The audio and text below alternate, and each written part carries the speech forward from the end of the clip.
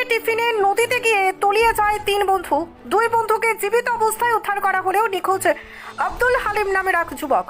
দমকল পুলিশের তৎপরতা এবং স্থানীয়দের সহযোগিতায় খোঁজাখুঁজি শুরু হয়। নদীতেই অবশেষে উদ্ধার হয় প্রায় 15 বছরের আব্দুল হালিম নামের ওই যুবক। হালিম তার মাকে স্কুল যাওয়ার আগে বলে যায় স্কুল থেকেই জুম্মার নামাজ পড়তে আসবে, কিন্তু সে চলে যায় নদীতে। আমি স্কুল থেকে নামাজ পড়তে আসবো তাই বলে জিন্সের প্যান্ট পরে গেল তাই ঘটনাটি ঘটে শুক্রবার দুপুরে মুর্শিদাবাদের ডোমকল থানার শিবনগর এলাকায়। স্থানীয় সূত্রে খবর, স্কুল থেকে টিফিনে স্কুল ছেড়ে চলে আসে 3 বন্ধু এবং তারপরই নদীতে খেলা করতে যায়। ডিঙ্গিতে চড়ে আনন্দ করছিল, হঠাৎই ডিঙ্গি ডুবে গিয়েই বিপত্তি, তলিয়ে যায় 3 বন্ধুই। স্থানীয়রা দেখতে পেয়ে ছুটে গিয়ে উদ্ধার করে 2 জনকে, তবে তলিয়ে যায় এক বন্ধু। দীর্ঘক্ষণ খোঁজাখোঁজের পরও খোঁজ পাওয়া যাচ্ছিল না তলিয়ে যাওয়া ওই যুবকের। ঘটনার খবর পেয়ে ঘটনাস্থলে পৌঁছায় ডোমকল থানার পুলিশের তৎপরতায় এবং স্থানীয়দের সহযোগিতায় ফের খোঁজাখুঁজি শুরু হয়। অবশেষে জলের তলা থেকে উদ্ধার হয় হালিম শেখ নামের ওই যুবক।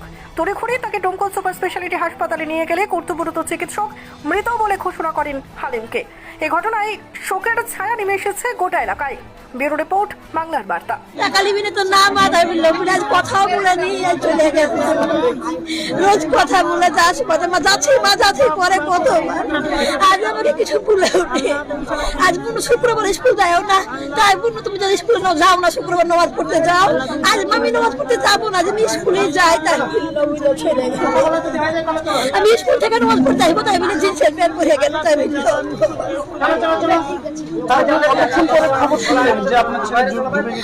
তখন 12:30 হবে। তখন শুনলেন যে কতক্ষণ পর পাওয়া গিয়েছে? 2 ঘন্টা হয়ে যাবে। কি নাম ছিল? আব্দুল হালিম। ট্রেনে পড়ছে। স্কুলে গেছিল, স্কুল থেকে টিফিনে বন্ধু 3 বন্ধু মিলে বেড়াতে গেছিল ঢুকাতে গেলে।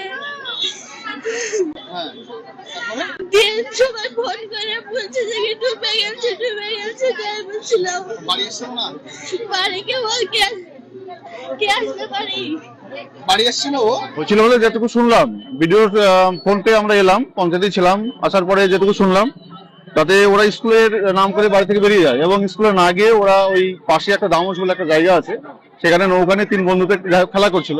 করতে করতে নৌকাটা ডুবে যায় এবং 2 বন্ধু যাই হোক হয়তো সাঁতার জানতো, তারা সাঁতার কেটে হয়তো উপরে ওঠে। বাচ্চাটা উঠতে পারেনি, সে তলিয়ে গেছে।